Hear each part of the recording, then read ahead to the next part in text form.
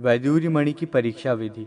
सूत जी ने कहा, हे द्विज श्रेष्ठ, अब मैं ब्रह्मा के द्वारा बताई हुई तथा व्यास जी द्वारा कही हुई वैदूर्य, पुष्पराग, करकेतन तथा भीष्मक मणियों की परीक्षा विधि को पृथक पृथक कहता हूँ।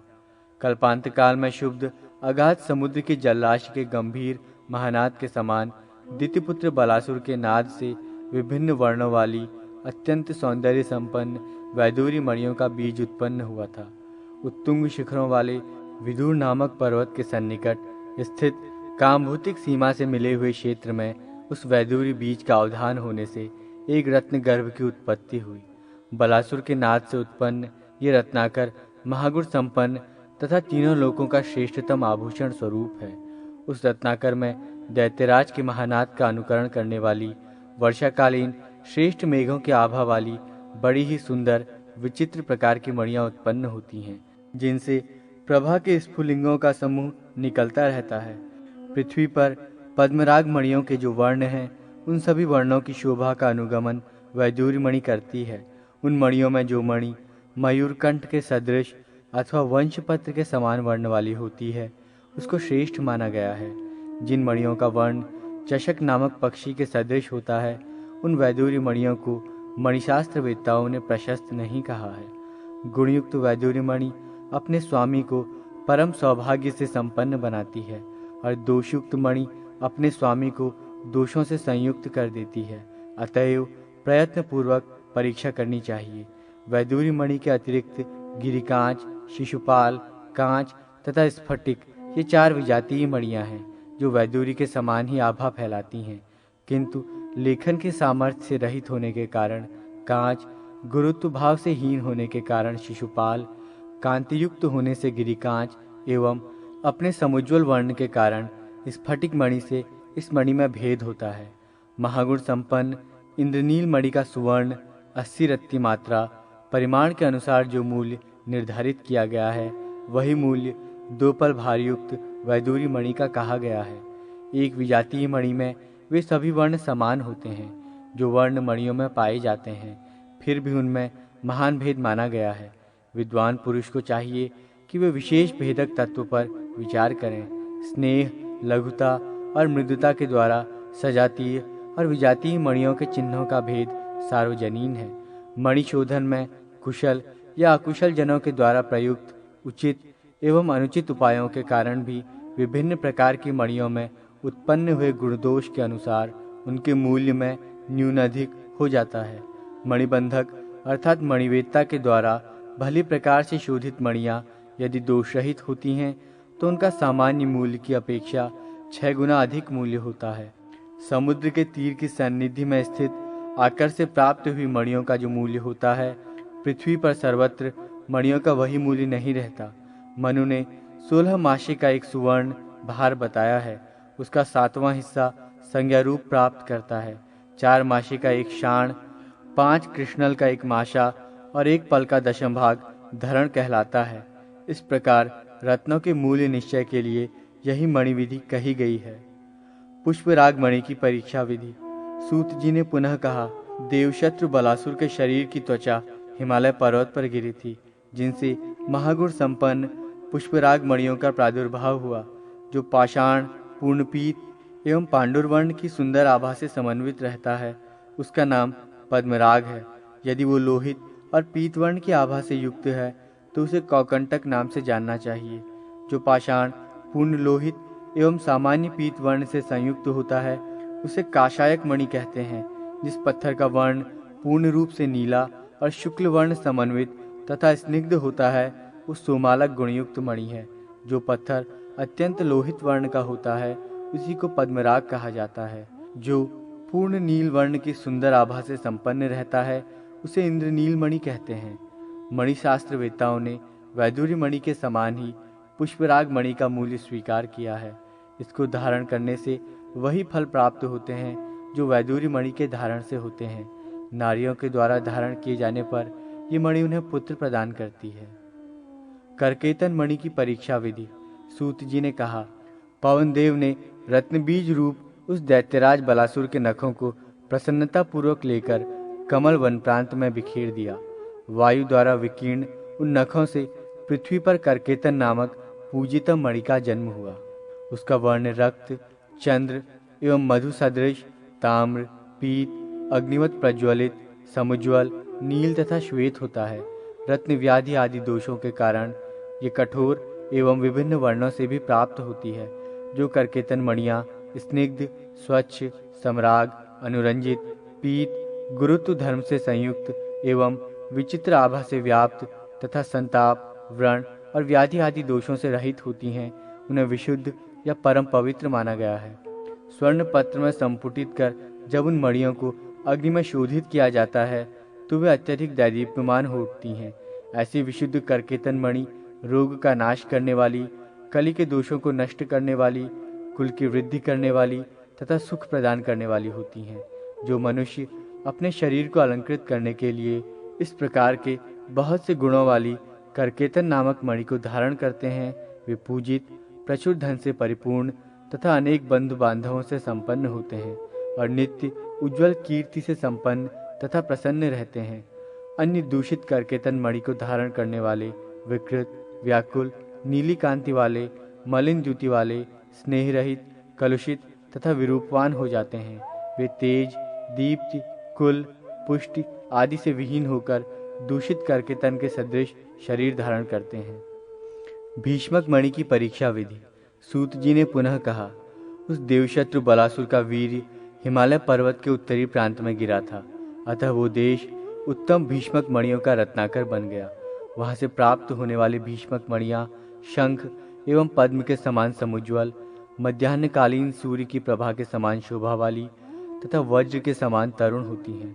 जो मनुष्य अपने कंठाधिक अंगों में स्वर्ण सूत्र में गुथी हुई विशुद्ध भीष्मक मणि को धारण करता है, वो सदा सुख समृद्धि प्रदान करने वाली संपदाओं को प्राप्त करता है।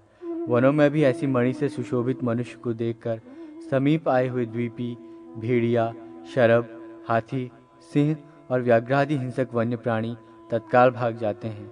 उस मणि को धारण करने से किसी भी प्रकार का भय नहीं रह जाता है।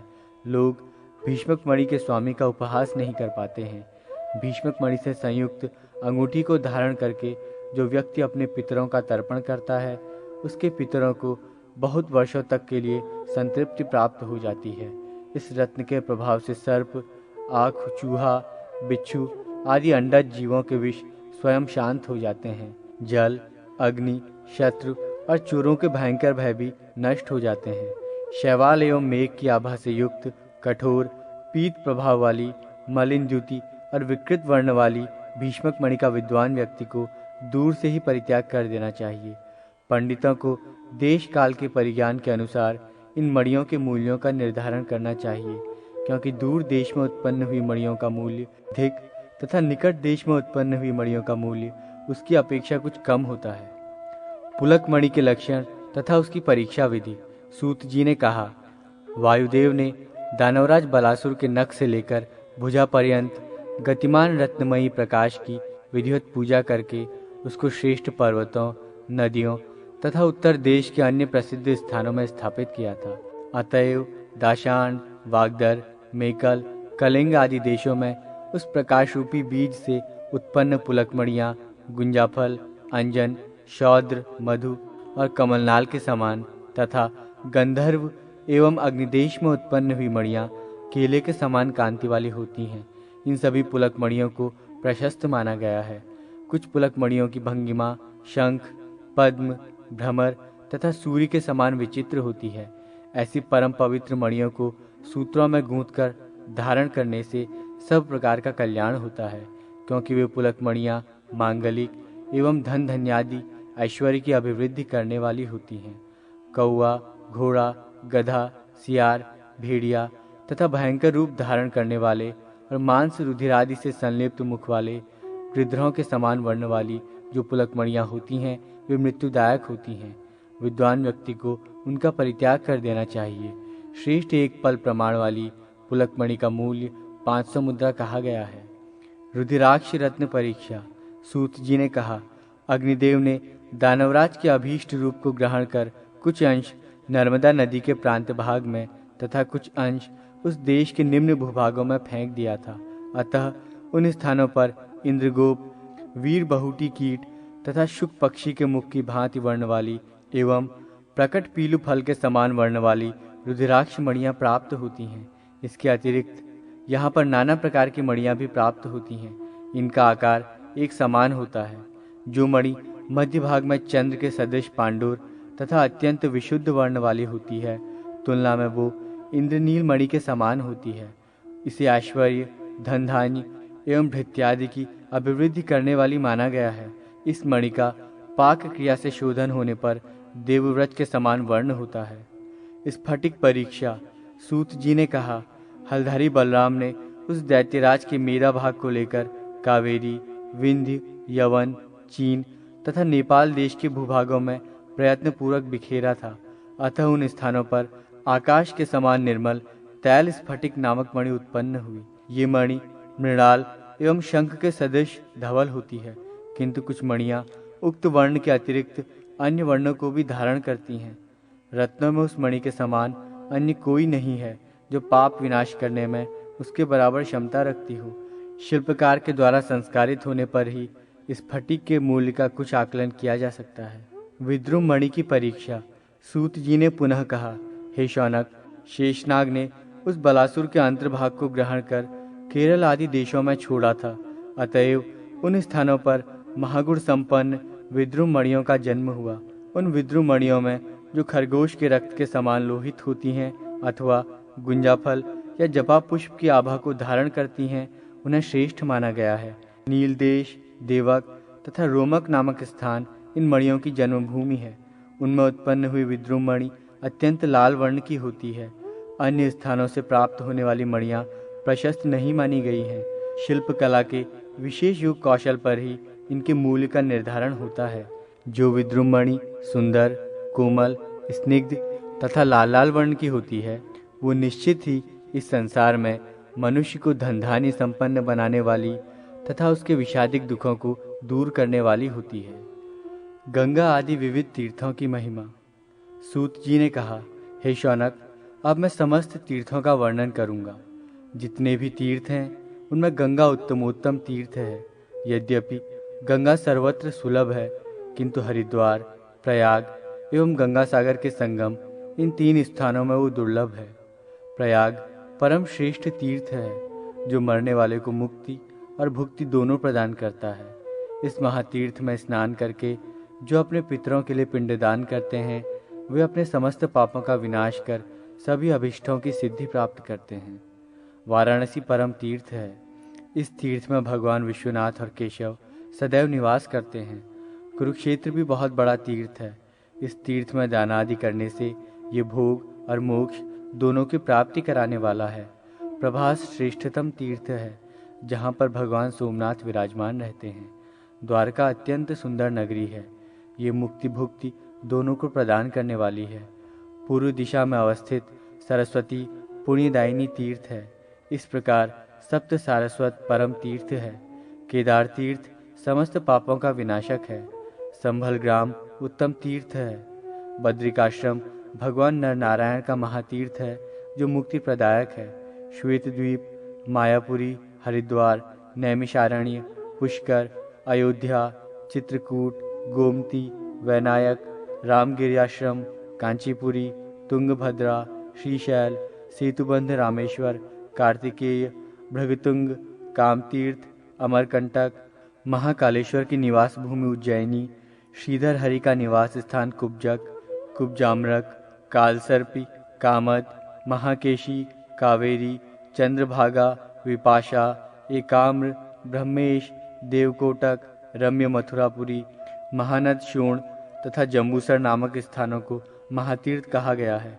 इन तीर्थों में सदा सूर्य, शिव, गणपति, महालक्ष्मी एवं भगवान हरि निवास करते हैं। यहाँ और अन्यान्य पवित्र स्थानों में किया गया स्नान, दान, जप, तप, पूजा, श्राद्ध तथा पिंडदान आदि अक्षय होता है। इसी प्रकार शालग्राम तथा पाशुपत तीर्थ भी परम पवित्र तीर्थ है, जो भक्तों को सब कुछ प्रदान करते हैं। कोकामुख, वाराह, भांडीर और स्वामी नामक तीर्थ महातीर्थ के रूप में विख्यात हैं। लोहदंड नामक तीर्थ में महाविष्णु तथा मंदार तीर्थ में मधुसूदन निवास करते हैं। कामरूप महान तीर्थ है। इस स्थान में कामाख्या देवी सदा विराजमान रहती है। पुंडवर्धन तीर्थ में भगवान कार्तिकेय प्रतिष्ठित रहते हैं। विरज, श्री पुरुषोत्तम, महेंद्र पर्वत, कावेरी, गोदावरी, पयोष्णी, वर्धा, विंध्य और नर्मदा भेद नामक महातीर्थ समस्त पापों के विनाशक हैं। गोकर्ण, माहिष्मति, कलिंजर एवं श्रेष्ठ शुक्ल तीर्थ को महातीर्थ माना गया है। यहाँ पर स्नान करने से मोक्ष की प्राप्ति होती है। इस तीर्थ में भगवान शांगधारी हरि निवास करते हैं। भक्तों को सब कुछ देने वाले विरज तथा स्वर्णाक्षम तीर्थ भी उत्तम तीर्थ हैं। नंदी तीर्थ मुक्तिदायक और कोटि तीर्थों का फल प्रदान करने वाला है। नासिक, गोवर्धन, कृष्णा, वेणी, भीमरथी, गंडकी, इरावती, विंदुसर तथा विष्णु पादोदक महापुण्य प्रदायक परम तीर्थ हैं। ब्रह्म ध्यान और इंद्रिय निग्रह महान तीर्थ हैं। दम तथा भावशुद्धि श्रेष्ठ तीर्थ है। ज्ञान रूपी सरोवर और ध्यान रूपी जल में राग द्वेषादि रूप मल का नाश करने के लिए ऐसे मानस तीर्थ में जो मनुष्य स्नान करता है वो परम गति को प्राप्त करता है। ये तीर्थ है, ये तीर्थ नहीं है। जो लोग इस प्रकार के भेद ज्ञान को रखते हैं उन्हीं लोगों के लिए तीर्थ गमन और उसके उत्तम फल का विधान किया गया है। किंतु जो सर्वत्र ब्रह्ममय है ऐसा स्वीकार करते हैं उनके लिए कोई भी स्थान अतीर्थ नहीं है। इन सभी में स्नान, दान, श्राद्ध, पिंडदान आदि कर्म करने से अक्षय फल प्राप्त होता है। समस्त पर्वत, समस्त नदियाँ एवं देवता, ऋषि मुनि तथा संतों आदि से सेवित स्थान तीर्थ ही है। श्री रंगपत्तनम भगवान हरि का महान तीर्थ है। ताप्ती एक श्रेष्ठ महानदी है। सप्त गोदावरी एवं कोणगिरी भी महातीर्थ हैं। कोणगिरी तीर्थ में महालक्ष्मी नदी के रूप में स्वयं विराजमान रहती हैं। सह्य पर्वत पर भगवान देव देवेश्वर एकवीर तथा महादेवी सुरेश्वरी निवास करती हैं। गंगाद्वार, कुशावर्त, विंध्य पर्वत, नीलगिरी और कनखल इन महातीर्थों में जो व्यक्ति स्नान करता है वो पुनः संसार में जन्म नहीं लेता। सूत जी ने आगे कहा कि उपयुक्त वर्णित और अन्य जो अवर्णित तीर्थ हैं सभी स्नानादिक क्रियाओं को संपन्न करने पर सदैव सब कुछ प्रदान करने वाले हैं। इस प्रकार भगवान श्रीहरि से तीर्थों का महात्म्य सुनकर ब्रह्मा ने दक्ष प्रजापति आदि के साथ महामुनि व्यास को उनका श्रवण कराया और पुनः तीर्थोत्तम तथा अक्षय फल देने वाले तथा ब्रह्मलोक प्रदान करने वाले गया नामक तीर्थ का वर्णन किया।